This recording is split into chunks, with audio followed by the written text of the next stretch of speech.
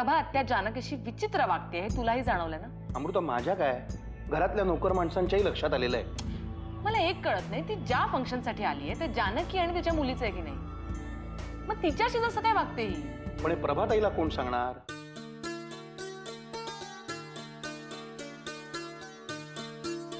कोणी गोविंद घ्या, कोणी गोपाळ द्या, कोणी मधुसूदन घ्या, कोणी श्रीकृष्ण घ्या, कोणी लक्ष्मी घ्या, कोणी सरस्वती घ्या आणि आता बाळाला पाळण्यात ठेवा. हो हो, आता बाळाला पाळण्यात ठेवायचं. नाव ठेवायचंय ना?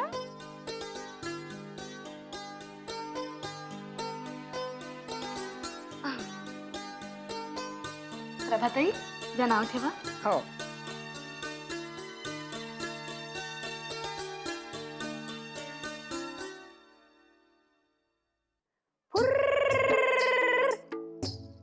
रेवा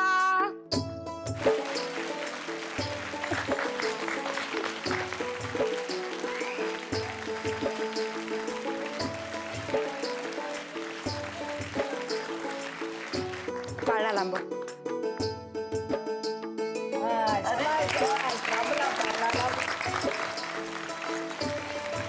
चला आता पाळणा म्हणा बघू.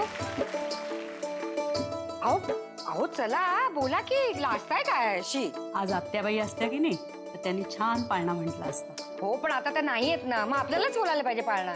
चला चला.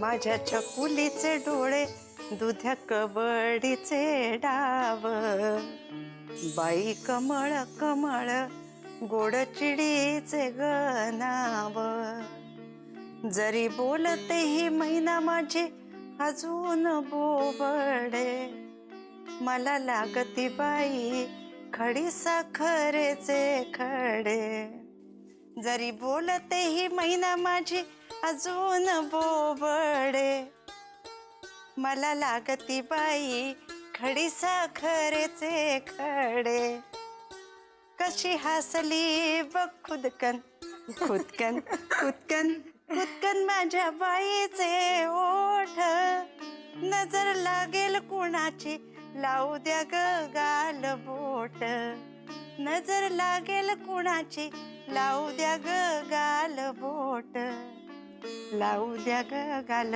बोट, लावू द्या ग गाल बोट, लावू द्या.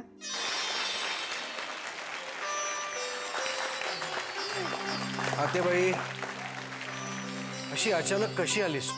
ते मला काही विचारू नकोस, अमृता आणि वाकनिसांना विचार. एक मिनिट, आता सगळ्यांनी आम्हाला ओरडू नका, कारण हे सगळं मी फक्त माऊला म्हणजे रेवाला सरप्राईज देण्यासाठी केलं होतं. मला तिला तिच्या आत्या आजीला भेटवायचं होतं. बरं मग आता झालंय ना, सगळं व्यवस्थित झालं ना, छान छान. मग आता काय पुढचा काय कार्यक्रम आहे? आता घुगऱ्या वाटायच्या. अगं घुगऱ्या घेऊन या अगं. चला घुगऱ्या वाट. बायकांना हळदी कुंकू वगैरे वाटत.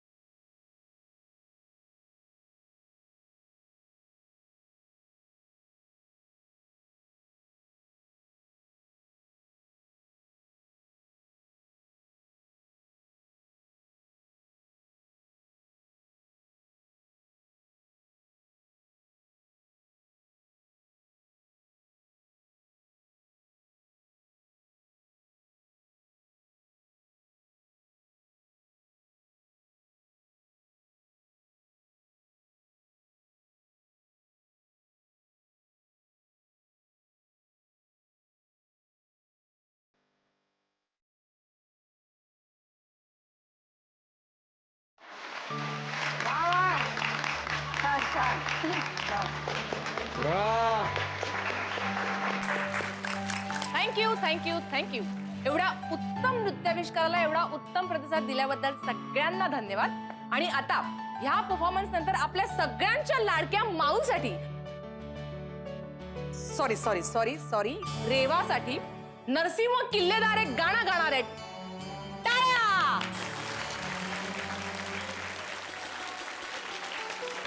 ए, बाबा तर नाही नका म्हणू हं. नाही. बाबा गा ना प्लीज. अमृता. अहो म्हणा ना. हम्म.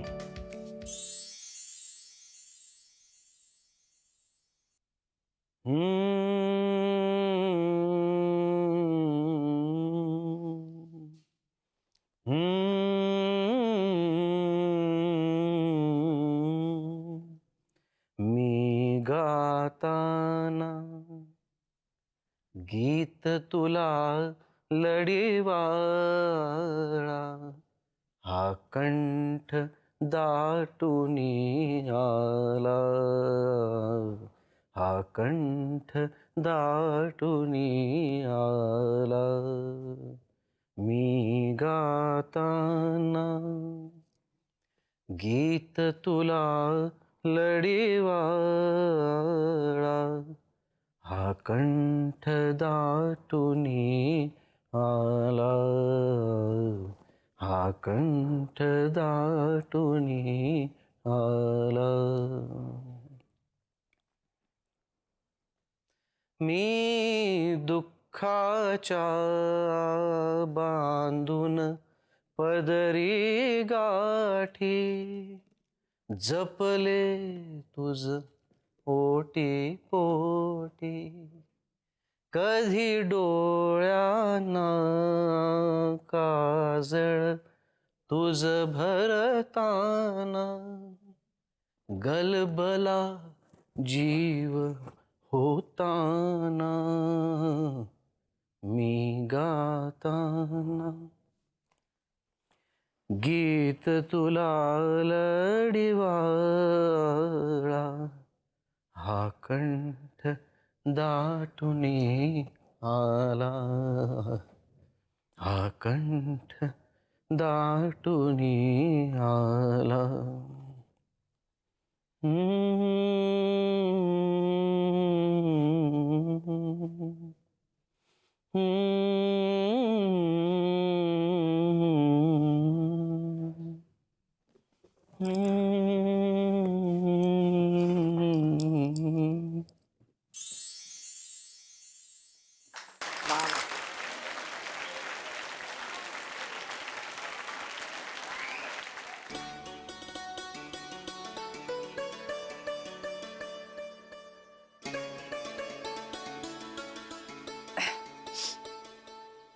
बाबा गाणं खरंच खूप छान झालं.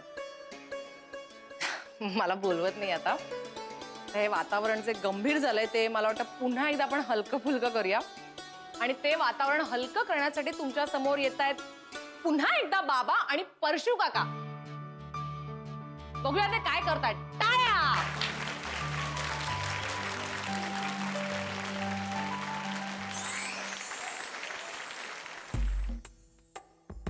परशू.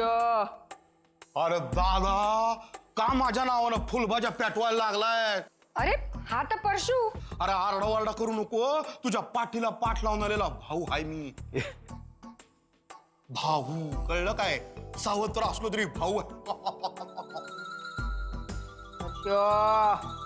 अरे नको आरडावारडा करू. अरे लोण्याचा गोळा आहे रे मी. वितळून जाईन बघ तुझ्या आरड्यावारड्याने. हा लोण्याचा गोळा. शेणाचा गोळा आहे शेणाचा. आणि ते बघ ना ते अंगठ्या एवढंस पोर नरसिंहाचा आवाज काढतंय.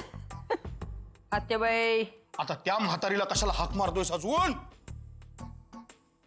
वाकनेश. वाकण्या गेला तिकडं मंत्रालयात. जानकी. अरे कापसासारखं काळीज आहे रे तिचं. परशू. हा आता कसं माझ्याकडे बघ तरी, बघ माझ्या डोळ्यांची बटणं करून तुझ्या या झब्याला लावतो का नाही बघ.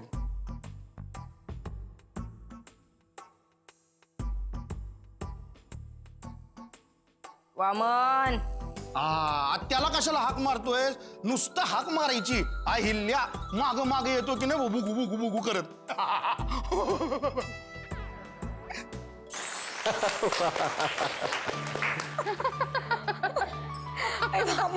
बास रे बाबा, पोट फुटायची वेळ आली. चल.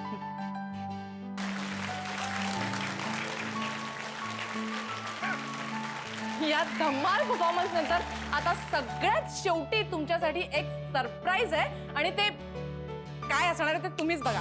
टाळ्या. आता सगळ्यात शेवटी तुमच्यासाठी एक सरप्राईज आहे आणि ते काय असणार आहे ते तुम्हीच बघा. टाळ्या.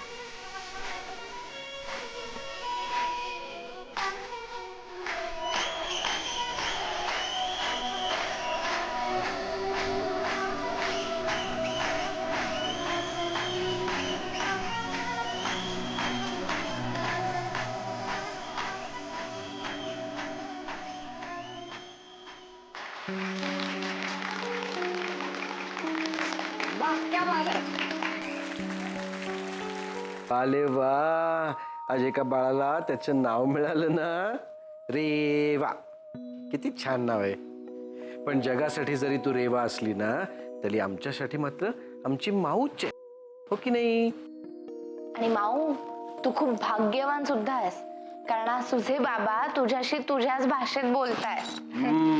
तू भाग्यवान तर आहेस बाळा, कारण आता तुझी आई तुझ्या बरोबरच असणार आहे, सतत तुझ्याशीच बोलणार, तुझ्याशीच खेळणार, हो की नाही? असं काही नाही माऊ, कारण जेव्हा तुझ्या आईकडे खरंच खूप वेळ होता ना, तेव्हा दिवस दिवस तिच्याशी बोलायला सुद्धा कोणी यायचं नाही. एक मिनिट, आता तू माऊच्या खांद्यावर बंदूक ठेवून माझ्याशी भांडणार आहेस का? हो, कारण आता माझ्या बाजूने भांडणारं, माझी बाजू घेणारं असा हक्काचा माणूस मला मिळालाय ना. म्हणजे माऊ माझी कोणीच नाही का? तुझीच आहे? असं काही नाही, तिला विचारा. तिने जर का असं सांगितलं की बाबा माझ्या जास्त जवळचे आहेत तर ती तुमची. हाच घोळ प्रत्येक आई घालते. जगातल्या कुठल्याही बाळाला कधीही विचारलं की तुला आई भारी वाटते का बाबा, तर आईच म्हणणार ना, कारण आई सगळ्यात जास्त वेळ देते बाळाला. म्हणून तर शाळेमध्ये 10-10 मार्कांचे निबंध आईवर असतात, बाबांवर नाही. आणि चुकून जर बाबांवर निबंध आला तर काय लिहिणार? कारण प्रत्येक वेळेला बाबा चिडले की आई त्याला पाठीशी घालते, त्या बाळाला समजवते. त्यामुळे आई सगळ्यात थोर असते. पण बाबा मुलांना वेळ देतात का? त्यांच्याशी 4 गोष्टी प्रेमाने बोलतात का? अगं पण तेव्हा ते बाबा त्या बाळाच्या भवितव्यासाठी झटत असतात. हे कुठली आई का समजावून सांगत नाही? आणि म्हणूनच आई कायम त्या कवितांच्या आणि चाकोरीबद्ध निबंधांच्या बाहेरच पडू शकत नाही. हो, आणि मग बाबा सुद्धा स्वतःच्या मीपणातून कधीच बाहेर पडत नाही. मी घरासाठी हे केलं, मी घरासाठी ते केलं. हे काय बघितलंस? या बाळाला आत्ताच कळलंय कुठल्या गोष्टीकडे दुर्लक्ष करायचं. किती गाढ झोपली बघ. वा, काय जेवण झालंय अहिल्या, फर्स्ट क्लास. त्या आचार्याला ना मी 500 रुपये एक्स्ट्रा दिलेत, म्हणलं ठेव. अप्रतिम जेवण होतं. मसाले भात तर वा वा वा वा वा. तुला सांगतो अशी तुपाची धार पडली ना मसाले भातावर. हो हो हो. तुमच्या समोर जेवण ठेवून कोणी काहीही करवून घेऊ शकतं ना तुमच्याकडून? नाही असं काही नाहीये, पण जेवण खरंच चांगलं होतं. हो ना. त्या मसाले भाताच्या तुपात आज नक्की काय करायचं होतं हे सुद्धा तुम्ही विसरून गेलात. हा, नाही विसरून नाही गेलो, पण काय झालं, अगं अचानक आत्या समोर आली ना, म्हणलं राहू दे आता. कारण काय झालं की ही अशी कारणं देणं आता बंद करा. आज काय सांगायचं होतं लक्षात आहे तुमच्या? माहिती आहे ना तुम्हाला सगळं? मग ठीक आहे, सांगा आता काय सांगायचं होतं आज तिथे. एक तर हे असं बोलू नकोस माझ्याशी. तू काय परीक्षा घेतेस माझी? हो, मी तुमची परीक्षाच घेते. आता सांगा ना मला काय सांगायचं होतं तिथे. हे असं आरडाओरडा करून विचारणार असशील ना तर आठवत नाहीये मला काय सांगायचं होतं. ते बाहेर काय चाललंय? बाहेर काय चाललंय माहिती आहे ना तुम्हाला? ते सगळं आपल्यासाठी नव्हतं. ज्यांना मुलं झाली आहेत त्यांच्यासाठी हे सगळं होतं. आणि म्हणूनच आपण मूल दत्तक घेतोय हे आज सगळ्यांना सांगायचं होतं.